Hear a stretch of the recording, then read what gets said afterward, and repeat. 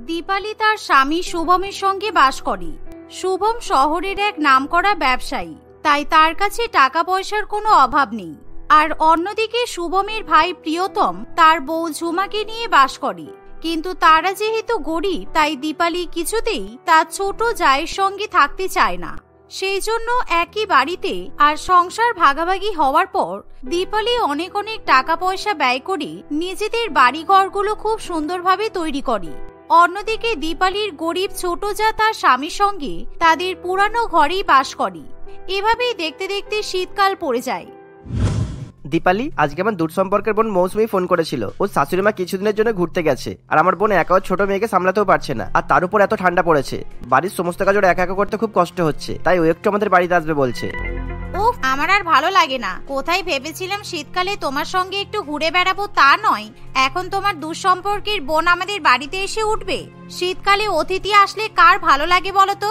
কি আর করা যাবে, 10-12 দিনের জন্য থাকবে, একটু ম্যানেজ করে নাও। আর আমাদের তো ঘরের সংখ্যা কম নয়, আর বোন মেয়েকে নিয়ে গেস্ট রুমে থাকবে, আর এই শীতের মধ্যে বাড়ির কাজ করতে তোমাকে সাহায্য করতে পারবে। শুভমের কথা শুনে দীপালি রাজি হয়ে যায়। আর সেই দিনই মৌসুমী তার ছোট্ট মেয়ে টিয়াকে নিয়ে দাদার বাড়িতে ঘুরতে চলে আসে। শুভম তার দুঃসম্পর্কের বোন এবং তার মেয়েকে খুব ভালোভাবে আপ্যায়ন করে। কিন্তু অন্যদিকে প্রিয়তম এবং ঝুমা বারবার মৌসুমীকে নিজেদের ঘরে ডাকলেও দীপালি কিছুতেই তাদেরকে যেতে দিতে চায় না। দেখো, তোমরা কিন্তু আমাদের বাড়িতে ঘুরতে এসেছো, তাই ভুলেও কিন্তু ওদের বাড়ির দিকে যাবে না। আর শীতের মধ্যে যদি ওদের বাড়িতে যাও তাহলে কিন্তু তোমরা নিজেরাই কষ্ট পাবে। না না বৌদি, আমরা ওদের বাড়ির দিকে যাচ্ছি না। এমনিতেই এখন যা ঠান্ডা পড়েছে, তোমার ঘরে বেশ রুম হিটার লাগানো আছে, তাই এই শীতের মধ্যে আমরা বেশ আরাম পাচ্ছি। বেকার বেকার ওদিকে গিয়ে শীতের মধ্যে আমি কষ্ট পেতে চাই না। এমন সময় শুভম অফিস থেকে বাড়িতে ফিরে আসার পথে তাদের সবার জন্য গরম গরম চিকেন পকোড়া এবং মোমো নিয়ে আসে। আর তারা সবাই মিলে গরম গরম খাবার খেতে শুরু করে। কিন্তু তারা ঝুমা এবং তার বরের কথা একবারও মনে করতে চায় না। এভাবেই প্রথম প্রথম সব ঠিকই থাকে। কিন্তু একদিন সকালবেলা ঘুম থেকে ওঠার পর দীপালি মৌসুমীর কাছে গিয়ে বলে, মৌসুমী, তোমার দাদা বলছিল তুমি নাকি খুব ভালো চা বানাতে পারো, তাই আজকে তুমি আমাকে আর তোমার দাদাকে একটু চা বানিয়ে খাওয়াও তো। আর ব্রেকফাস্টটাও তুমি রান্না করবে, কারণ ঠান্ডার মধ্যে রান্না করতে করতে আমার হাতের কবজিতে খুব ব্যথা হয়েছে। ঠিক আছে বৌদি, কোনো ব্যাপার নয়, আমি তোমাদের জন্য চা আর ব্রেকফাস্ট রান্না করে দিচ্ছি। এই বলে মৌসুমী কম্বল ছেড়ে উঠে পড়ে আর রান্নাঘরে গিয়ে দীপালির জন্য রান্নাবান্না শুরু করে দেয়। অন্যদিকে ঝুমা সেদিন গরম গরম কড়াইশুটির কচুরি এবং তার সঙ্গে আলুর পরোটা আলুর দম রান্না করে। আর সেই রান্নার গন্ধ মৌসুমীর মেয়ে টিয়ার নাকে গিয়ে পৌঁছায়। তাই টিয়া কিছুতেই নিজেকে আটকাতে পারে না, সে লাফিয়ে লাফিয়ে ঝুমার রান্নাঘরের দিকে চলে যায়। মামি, তোমার রান্নাঘর থেকে কি সুন্দর গন্ধ আসছে গো। তুমি কড়াইশুটির কচুরি আর আলুর পরোটা বানাচ্ছো? আমার না আলুর পরোটা খেতে খুব ভালো লাগে। আমাকে একটা আলুর পরোটা দেবে গো? কারণ যেদিন থেকে এখানে এসেছি বড় মামিকে আমি বারবার বলছি আমাকে আলু পরোটা বানিয়ে দিতে, কিন্তু বড় মামি আমাকে বানিয়েই দেয় না, বলে নিজে বানিয়ে খেতে। ও, তুমি আলু পরোটা খেতে ভালোবাসো? ঠিক আছে, তুমি বসো, আমি এক্ষুনি তোমাকে একটা গরম গরম আলু পরোটা ভেজে দিচ্ছি, আর আমি নিজে হাতে তোমাকে খাইয়ে দেব, কেমন? এই বলে ঝুমা তাড়াতাড়ি করে একটা আলু পরোটা তৈরি করে আর সে নিজে হাতে টিয়াকে সে আলু পরোটা খাইয়ে দেয়। আর এমন সময় টিয়ার গায়ে ছেঁড়া সোয়েটার দেখে ঝুমার মনে মনে খুবই খারাপ লাগে, কারণ ঠান্ডার মধ্যে একটা বাচ্চা মেয়ে ছেঁড়া সোয়েটার পরে থাকলে তার শরীর অসুস্থ হতে পারে। সেই জন্য ঝুমা নিজের গায়ের নতুন সোয়েটার খুলে টিয়ার গায়ে চাপিয়ে দেয়। আমি ঠান্ডায় কষ্ট পাচ্ছিলাম বলে প্রিয়তম আমাকে কালকে একটা নতুন সোয়েটার কিনে দিয়েছে, কিন্তু এই সোয়েটার এখন আমার পরে কাজ নেই, তার থেকে এই বাচ্চা মেয়েটা পড়ুক, অন্তত ঠান্ডার হাত থেকে বাঁচতে পারবে। অন্যদিকে টিয়া নতুন সোয়েটার পেয়ে প্রচন্ড পরিমাণে খুশি হয়। আর এমন সময় ঝুমা টিয়ার মায়ের জন্য টিফিন বক্সে গরম গরম আলু পরোটা এবং কড়াইশুটির কচুরি ভরে দেয়। আর টিয়া যখন সেই খাবার তার মায়ের কাছে নিয়ে যায় আর তার মাকে সব কথা বলে, তখন মৌসুমী মনে মনে প্রচন্ড পরিমাণে খুশি হয়। কিছুক্ষণের মধ্যে মৌসুমী যখন রান্নাবান্না হয়ে যায়, তখন শুভম এবং দীপালিকে সে খাবার পরিবেশন করে দেয়। কি ব্যাপার, তোমরা দাঁড়িয়ে দাঁড়িয়ে কি দেখছো? আমাদের সঙ্গে খাবে না? আফটার অল তোমরা আমাদের অতিথি বলে কথা, তোমরা না খেলে আমরা খেতে পারি বলো? বসে পড়ো, আমাদের সঙ্গে খেয়ে নাও। না বৌদি, আসলে আজকে ছোট বৌদি আমার মেয়ের হাত দিয়ে কড়াইশুটির কচুরি আর আলুর পরোটা পাঠিয়েছে, তাই আজকে আমি সেই খাবারই খাবো। অনেকদিন হলো কড়াইশুটির কচুরি আর আলু পরোটা খাওয়া হয় না, তাই তোমরা খেয়ে নাও। মৌসুমীর কথা শুনে দীপালি প্রচন্ড পরিমাণে রেগে যায়। তাই সে তখনই মৌসুমী এবং তার মেয়েকে অপমান করতে শুরু করে। আর এমন সময় টিয়ার নতুন সোয়েটারের দিকেও দীপালির চোখ পড়ে। টিয়া, তুই এই নতুন সোয়েটার কোথা থেকে পেলি? এই সোয়েটারটা তো আমার গোলাপি সোয়েটারের মতো দেখতে। সত্যি কথা বল, তুই চুরি করিসনি তো? কত বড় সাহস আমাদের বাড়িতে ঘুরতে এসে তুই আমার সোয়েটার চুরি করে পরেছিস? তুই জানিস না কারো জিনিসে না বলে হাত দিতে নেই? না না, আমি তোমার সোয়েটার চুরি করিনি। এই সোয়েটারটা আমাকে ছোট মামি দিয়েছে, আর এটা ছোট মামির নিজের গায়ের সোয়েটার। তুমি আমাকে একদম চোর বলবে না। আমার মা আমাকে চুরি করা শেখায়নি। কিছুদিন আগে আমার সোয়েটার ছিঁড়ে গিয়েছিল বলে আমি তোমার কাছে সোয়েটার চেয়েছিলাম। তখন তুমি কি বলেছিলে মনে আছে?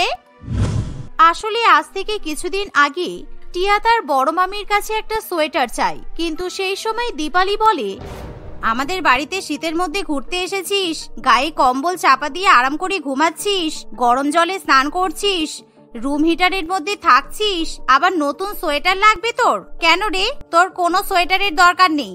যেই আমার নতুন নতুন সোয়েটার দেখেছিস অমনি তোর সোয়েটার পরার ইচ্ছা হলো? বল, যা এখান থেকে, আমি তোকে সোয়েটার দেব না। এই বলে টিয়া কাঁদতে কাঁদতে সেখান থেকে চলে যায়। আর আজকে যখন ঝুমা নিজের সোয়েটার টিয়াকে দেয়, দীপালি সেটা মোটেই সহ্য করতে পারে না। তাই দীপালি তার বাড়িতে আসা অতিথিদের সঙ্গে খুব খারাপ ব্যবহার করতে শুরু করে। আর এরকম ব্যবহার পেয়ে মৌসুমী এবং তার মেয়ের চোখে জল চলে আসে। দেখতে দেখতে আরো 2-1 দিন কাটে।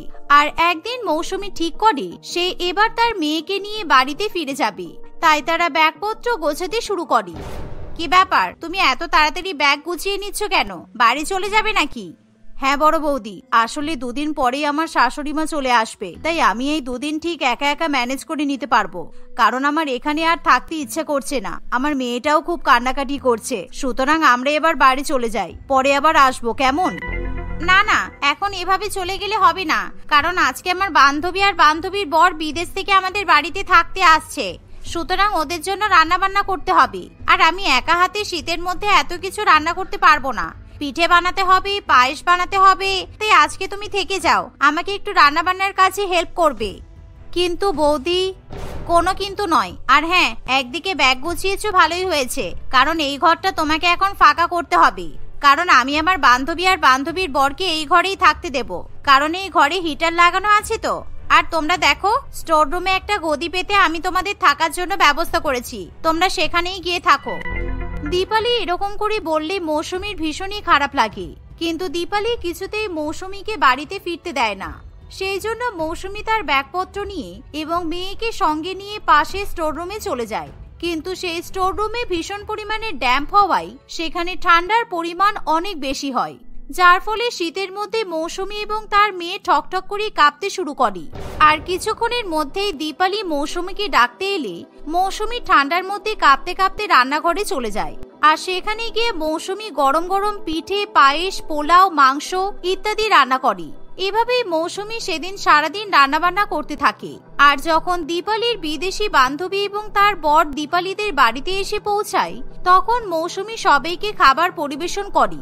আর এভাবে মৌসুমীকে পুরো কাজের মেয়ের মতো খাটানো হয়। আর রাত্রিবেলা দীপালির বান্ধবী এবং বান্ধবীর স্বামী যখন ঘুমাতে চলে যায়, এমন সময় স্টোর রুমে মৌসুমী এবং তার মেয়েকে ঘুমিয়ে থাকতে দেখে ঝুমার প্রচন্ড পরিমাণে খারাপ লাগে।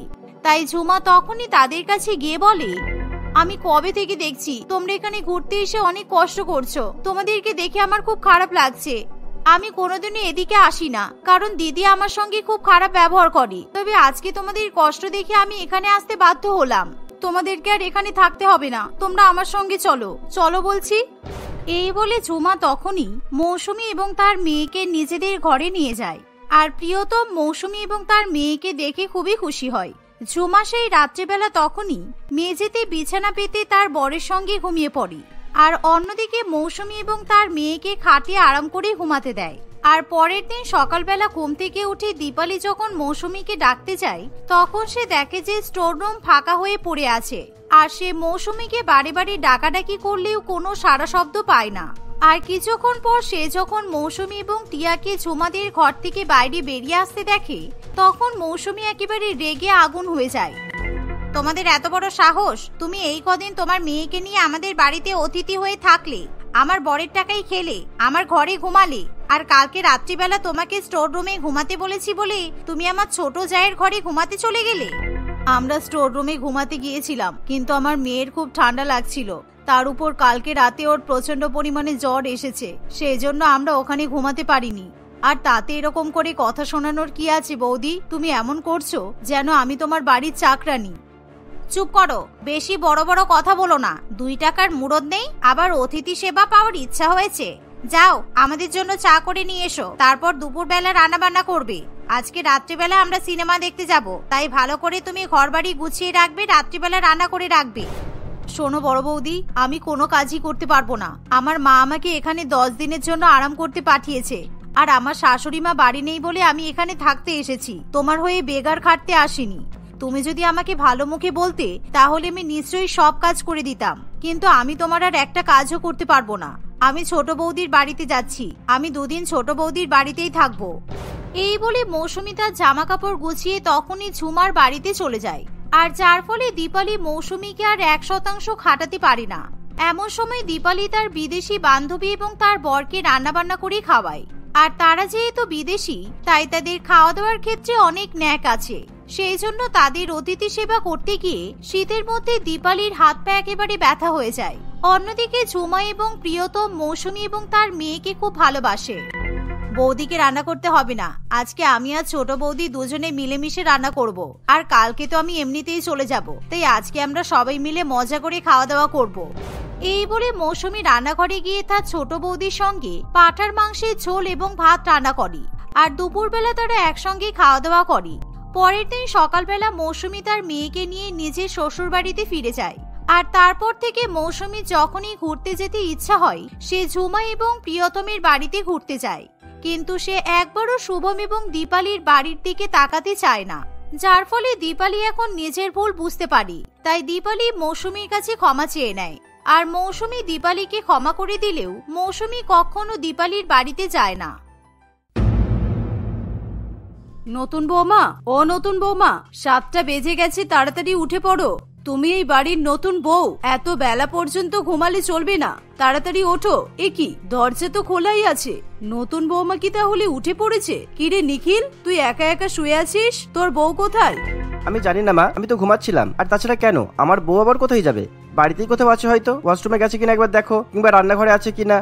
না না, বাইরের ওয়াশরুম থেকে তো আমি এখনই বেরিয়ে এলাম, আর তোদের ওয়াশরুমের দরজা তো খোলাই আছে, আর রান্নাঘরেও এখনো পর্যন্ত কেউ যায়নি। আমি তো অনেকক্ষণ থেকেই বাইরে ডাইনিং রুমে বসেছিলাম। তোর বউ তাহলে কোথায় গেল? কিরে নিখিল, আমার তো ভীষণ ভয় করছে। আমাদের বাড়ির নতুন বউ ঘুম থেকে উঠে পালিয়ে গেল না তো? কালকে রাতে তোর বৌমার সঙ্গে কোনো ঝগড়া হয়নি তো বাবা? মা, কি ভুলভাল কথা বলছো? সুমিত্রা পালিয়ে যাবে কেন? আর তাছাড়া আমাদের তো কোনো ঝগড়া ঝামেলা কিছুই হয়নি। বাড়িতে নেই তাহলে যাবে কোথায়? আমি প্রথম থেকেই তোকে বলেছি ওরকম মডার্ন মেয়েকে বিয়ে করিস না। দেখলি তো কালকে রাতে বিয়ে করে এলো এই বাড়িতে, আর সকালবেলা কাউকে কিছু না বলেই বাড়ি থেকে বেরিয়ে গেছে। এই ধরনের মেয়েদের চরিত্র একদমই ভালো হয় না। এবার কি হবে? আমার মান সম্মান সব শেষ হয়ে যাবে। সাত সকালবেলা উঠে একই কাণ্ড। এভাবেই অঙ্কিতা দেবী এবং তার পরিবার বাড়ির নতুন বউ অর্থাৎ নিখিলের নববিবাহিত বউ সুমিত্রাকে খুঁজে না পাওয়ায় প্রচন্ড পরিমাণে দুশ্চিন্তায় পড়ে। সারা বাড়িতে কোথাও সুমিত্রাকে খুঁজে পাওয়া যায় না, আর তারা চাইলেও আশেপাশের প্রতিবেশীদের কিছু জিজ্ঞাসা করতে পারে না। আমার আর ভালো লাগছে না এইসব, আমার মাথা কাজ করছে না। তোর বউয়ের জন্য লাজ লজ্জার মাথা একেবারে কাটা যাবে। এখন তো কাউকে নতুন বৌমার ব্যাপারে কিছু জিজ্ঞাসা করতেও পারবো না। কাউকে কিছু জিজ্ঞাসা করতে গেলেই বলবে নিখিলের বউ পালিয়েছে। ঠিক এমন সময় সুমিত্রা ছাদের উপর থেকে যোগা করে নিচে নেমে আসে। সিঁড়ি থেকে সুমিত্রাকে যোগা ড্রেস পরে নিচে নামতে দেখে সকলেই একেবারে চমকে ওঠে। নিখিল, নিখিলের মা এবং বোন সবাই মিলে সারা বাড়িতে প্রত্যেকটা রুমে, বাথরুমে, রান্নাঘরে সুমিত্রাকে খুঁজে দেখলেও ছাদে গিয়ে কেউ দেখে আসে না। আসলে সুমিত্রা ভোরবেলা ঘুম থেকে উঠে ছাদে গিয়ে যোগা করতে ব্যস্ত হয়ে পড়ে। সুমিত্রা ভীষণই স্বাস্থ্য সচেতন একজন মেয়ে ছিল। সে সবকিছুর ঊর্ধ্বে সবসময় নিজের স্বাস্থ্যকেই গুরুত্ব দিয়ে থাকতো। তাই প্রত্যেকদিন অন্তত 1 ঘন্টা হলেও সে অবশ্যই যোগা করে থাকতো। যাই হয়ে যাক না কেন, সে কোনোদিনও যোগা মিস করতো না। তাই শ্বশুরবাড়িতে এসেও সুমিত্রা তার অভ্যাস বজায় রাখার জন্য 6টার সময় ঘুম থেকে উঠে ছাদে যোগা করতে চলে যায়। বৌমা, তুমি কি করছিলে উপরে? তুমি জানো কতক্ষণ ধরে আমরা সবাই মিলে তোমাকে খুঁজে বেড়াচ্ছি। আমরা তো ভেবেছিলাম হয়তো নতুন বউ বাড়ি ছেড়ে পালিয়ে গেছে। আর তুমি এত ছোট জামা প্যান্ট পরেছো কেন? তুমি আমাদের বাড়ির নতুন বৌমা, তোমার লজ্জা করলো না? এরকম ছোট ছোট জামা কাপড় পরে তুমি ছাদে গিয়ে কি করছিলে শুনি? আরে মা, এটা তোমার যোগা করার ড্রেস। আমার কাছে অনেক এরকম ড্রেস আছে। আমি প্রত্যেকদিন যোগা করার জন্য এরকম ড্রেস পরে থাকি। আর আমি আজকে 6টার সময় ঘুম থেকে উঠে যোগা করতে ছাদে গিয়েছিলাম। তোমার যখন এত যোগা করার শখ, তাহলে তুমি বাড়ির মধ্যে যোগা না করে ছাদে গেলে কেন? তুমি এখন এই বাড়ির নতুন বউ, কেউ যদি তোমাকে এরকম ছোট জামা প্যান্ট পরে দেখে তাহলে ভাবতে পারছো কতটা নিন্দা করবে? তোমার যোগা করার হোক আর যাই করার হোক না কেন, তুমি বাড়ির মধ্যে করবে। আমি চাই না তোমাকে এই পোশাকে কেউ দেখুক। আরে মা, যোগা করার জন্য একটা মোটিভেশনের প্রয়োজন হয়, একটা ভালো পরিবেশের দরকার পড়ে। সকালবেলা ঘুম থেকে উঠে লোকজন বাইরে যোগা করে, কারণ প্রাকৃতিক সৌন্দর্য উপভোগ করতে করতে যোগা করলে ভালো লাগে। সকালের ঠান্ডা তাজা হাওয়া, সকালের সূর্যের আলো গায়ে লাগানো ভীষণ দরকার। আচ্ছা ঠিক আছে, এখন আমাকে জ্ঞান দিতে হবে না। যাও, আমাদের জন্য চা জলখাবার রেডি করো। বিয়ে করে শ্বশুর বাড়িতে এসেছে, কোথায় সংসারের দায়িত্ব নেবে তা নয়, উনি নিজেকে নিয়েই ব্যস্ত। বারবার করে বলেছিলাম এরকম মেয়েকে বিয়ে করিস না, সব তছনছ করে দেবে। বিয়ের পরের দিনই তার নিদর্শন পেয়ে গেলাম। এভাবে অঙ্কিতা দেবী রাগে গজগজ করতে করতে সেখান থেকে চলে যায়। আর যা দেখে সুমিত্রার খুবই খারাপ লাগে। তবুও সুমিত্রা ফ্রেশ হয়ে রান্নাঘরে চলে যায় আর সকলের জন্য ভালো ভালো খাবার রান্না করে। আসলে সুমিত্রা মডার্ন মেয়ে হলেও সে খুবই গুণবতী ছিল। বাড়ির কাজকর্ম, রান্না বান্না, সে সমস্ত কিছু একা হাতে খুব সহজেই সামলে নেয়। আর যা দেখে অঙ্কিতা দেবী খুবই অবাক হয়। কিন্তু সুমিত্রার প্রত্যেকদিন সকালে ছাদে যোগা করতে যাওয়ার ব্যাপারটা কিছুতেই তার শাশুড়ি মা পছন্দ করতে পারে না। আর সুমিত্রা যাতে যোগা করতে না পারে, তাই অঙ্কিতা দেবী তাকে বিরক্ত করতে শুরু করে দেয়। কতক্ষণ আগে ঘুম থেকে উঠে বসে আছি, কিন্তু এখনো পর্যন্ত 1 কাপ চা পেলাম না। এই বাড়িতে বৌমা আছে বলে মনেই হয় না। বৌমা তো নিজের কাজেই ব্যস্ত, স্টাইল করা ছাড়া তো আর কিছুই পারে না। আরে মা, আপনি আজকে এত তাড়াতাড়ি উঠে পড়েছেন? আমি তো প্রত্যেকদিন 7টার সময় রান্নাঘরে ঢুকি আপনাদের জন্য চা জলখাবার বানাবো বলে, কিন্তু এখন তো 6টাও বাজেনি। আমি তো 6টা থেকে 7টা পর্যন্ত প্রত্যেকদিন 1 ঘন্টা যোগা করি। তুমি কি করো না করো সেটা জেনে আমার লাভ নেই। আমি কখন ঘুম থেকে উঠছি, কখন কি করছি, সেটা খেয়াল রাখার দায়িত্ব তোমার। আমি যখন 6টার সময় ঘুম থেকে উঠেছি, তাহলে আমাকে 6টার সময় তুমি চা করে দেবে। যাও, আগে আমার জন্য চা করো, তারপর তোমার যা ঢং করার করতে পারো। দেখুন মা, দয়া করে এরকম করবেন না। আমি তো সারাদিন বাড়ির সমস্ত কাজকর্ম করছি, সারাদিন আপনাদের প্রতি খেয়াল রাখছি, কিন্তু সকালবেলা শুধু আমি 1 ঘন্টা সময় চাইছি নিজের জন্য। তবু আপনাদের এত প্রবলেম কেন? সকালবেলা ঘুম থেকে উঠে সবার আগে যোগা করা দরকার। অন্য কাজকর্ম করতে গেলে তারপর যোগা করতে ভালো লাগবে না। তাছাড়া যোগা করলে অলসতা দূর হয়, মন ভালো থাকে, শরীর স্বাস্থ্য ভালো থাকে, সারাদিন শরীরে অনেক এনার্জি থাকে। এসব ভুলভাল কথা আমাকে বলে লাভ নেই। তোমার মতো মডার্ন মেয়েদের খুব ভালো মতোই আমার চেনা আছে। তোমাদের জীবনের একটাই উদ্দেশ্য থাকে, স্টাইল মেরে লোকজনকে দেখানো। তুমি যোগা করার বাহানায় এরকম ছোট ছোট পোশাক আশাক পরে ছাদে উঠে ঢং করো, সেটা আমার ভালো করেই জানা আছে। ছি, তুমি যখন যোগা করো তোমার পেট পিঠ সব দেখা যায়, কতটা লজ্জার ব্যাপার। দেখুন মা, আপনার যদি আমার পোশাক নিয়ে সমস্যা থাকে তাহলে আপনি আমাকে আগেই বলতে পারতেন। আমি তাহলে আর এরকম পোশাক পরে যোগা করব না। ক্রপ টপ পরা বাদ দিয়ে বড় টপ পরে আর ফুল প্যান্ট পরে আমি যোগা করব। তাহলে আমার শরীরের আর কোনো অংশ দেখা যাবে না। এবার আপনার কোনো আপত্তি নেই তো মা? আপত্তি নেই মানে? তুমি এই বাড়ির বউ, তোমার কেবলমাত্র শাড়ি পরা উচিত। তাই তুমি যোগা করো আর যাই করো, শাড়ি পরেই তোমাকে করতে হবে। শাড়ি পরে যোগা করা সম্ভব নয় মা, আপনি কি পাগল হয়ে গেছেন? আমি যতই আপনার কথা মেনে চলার চেষ্টা করছি আপনি ততই আমার উপর চাপ সৃষ্টি করছেন। সরি, আমি আপনার এই কথাটা রাখতে পারলাম না। আর তাড়াতাড়ি যখন উঠেই পড়েছেন তখন নিজের চাটা নিজেই বানিয়ে খেয়ে নিন। আর যদি আমার হাতের চা খেতে চান তাহলে আপনাকে এখন 1 ঘন্টা অপেক্ষা করতে হবে। এই বলে সুমিত্রা ছাদে যোগা করতে চলে যায়। আর যা দেখে অঙ্কিতা দেবীর প্রচন্ড পরিমাণে রাগ হয়। এরকম ভাবে সময় কাটতে থাকে। আর একদিন সুমিত্রা যখন ছাদে যোগা করছিল তখনই তাদের পাশের প্রতিবেশী কাকিমা নিজের বাড়ির ছাদে এসে সুমিত্রাকে যোগা করতে দেখে। বা, তুমি তো খুব সুন্দর যোগা করতে পারো, আমি তোমাকে অনেকক্ষণ থেকেই দেখছি। আসলে আমার কোমরে ব্যথা বলে ডাক্তার আমাকে যোগা করতে বলেছে, কিন্তু আমি তো যোগা করতেই পারি না। তাই আমি ভাবছিলাম আশেপাশের কারোর কাছ থেকে যোগা ক্লাস করব, কিন্তু সেরকম কাউকে আমি পেলাম না। নতুন বৌমা, তুমি কি আমাকে যোগা শিখিয়ে দেবে? হ্যাঁ কাকিমা, নিশ্চয়ই আমি শেখাবো। আপনি তাহলে কাল থেকে আমার সঙ্গে জয়েন করুন, আমরা দুজনে মিলে একসঙ্গে যোগা করব। আর আশা করছি আপনার কোমরের ব্যথাও ঠিক হয়ে যাবে। হ্যাঁ হ্যাঁ ঠিক আছে, আমি তোমার কাছে যোগা শিখবো, কিন্তু তার বদলে তোমাকে টাকা নিতে হবে। কারণ এখন তো যোগা ক্লাস করানোর জন্য যোগা টিচার গুলো টাকা নিয়ে থাকে, আর এখন থেকে তুমি আমার যোগা টিচার। আরে না না কাকিমা, আমি টাকা কিছুতেই নিতে পারবো না কাকিমা। না না, টাকা না নিলে আমি তো তোমার কাছে যোগা শিখতে পারবো না বৌমা। কারণ আমি মনে করি গুরু দক্ষিণা ছাড়া কোনো গুরুর কাছ থেকে শিক্ষা নেওয়া উচিত নয়। আচ্ছা কাকিমা, ঠিক আছে, আপনি যখন এত করে বলছেন আমাকে, তাহলে আপনি টাকা দিয়েই আমার কাছ থেকে যোগা শিখবেন, আমার কোনো সমস্যা নেই। আপনি কাল থেকে ভোর 5টার সময় আমার বাড়ির ছাদে চলে আসবেন। এভাবে সুমিত্রা পরের দিন থেকেই তাদের প্রতিবেশী বল্টি কাকিমাকে যোগা শেখাতে শুরু করে। আর বল্টি কাকিমাকে দেখে তাদের পাড়ার আরো মহিলারা সুমিত্রার কাছে যোগা শেখার জন্য আসে, যা দেখে সুমিত্রা খুবই খুশি হয়। এখন সুমিত্রার কাছে প্রায় 10 থেকে 12 জন মহিলা প্রত্যেকদিন যোগা শিখতে আসে। ভোরবেলা করে সুমিত্রা নিজে যোগা করার সঙ্গে সঙ্গে বাকি মহিলাদেরও যোগা শিখিয়ে থাকে। আর যা করে সুমিত্রা মনে মনে খুবই আনন্দ পায়। কিন্তু অঙ্কিতা দেবী মোটেই এগুলো সহ্য করতে পারে না।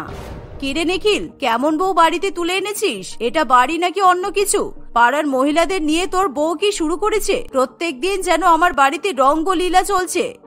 আরে মা, তোমার সমস্যা কি বলো তো? তুমি কি জানো না যোগাসন করলে কিংবা এক্সারসাইজ করলে আমাদের শরীরে কতটা উপকার হয়? তাই আমার তো মনে হয় তুমিও তোমার বৌমার সঙ্গে যোগা করো, দেখবে তোমার শরীর মন দুটোই ভালো থাকবে।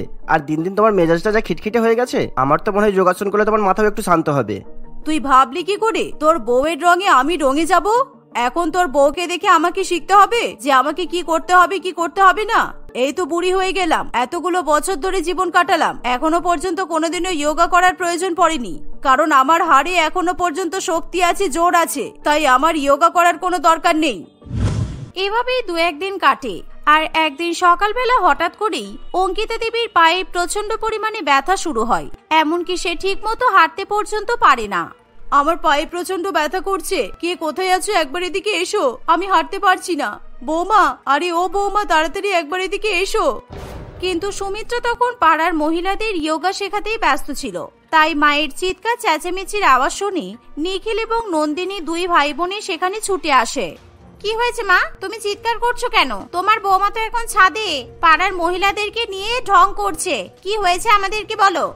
আমার পায়ে প্রচন্ড যন্ত্রণা করছে, আমি আমার পা এরকম ভাবে তুলতে পর্যন্ত পারছি না, আর উঠে দাঁড়াতেও পারছি না। এই হাঁটু থেকে পায়ের নিচটা একেবারে যন্ত্রণায় ফেটে যাচ্ছে, বুঝতে পারছি না হঠাৎ করে কি হলো আমার। সুমিত্রা সেই সময় যোগা ক্লাস নেওয়ার পর ছাদের উপর থেকে নিচে নেমে আসে। আর তার শাশুড়ি মাকে কান্নাকাটি করতে দেখে সে খুবই অবাক হয়। কি হয়েছে মা, আপনার কি শরীর খারাপ? আপনি কাঁদছেন কেন? থাক বৌদি, তোমাকে আর ঢং করতে হবে না। আমার বৃদ্ধ মায়ের দেখাশোনা করতে তোমার খুব কষ্ট হয়, তাই না?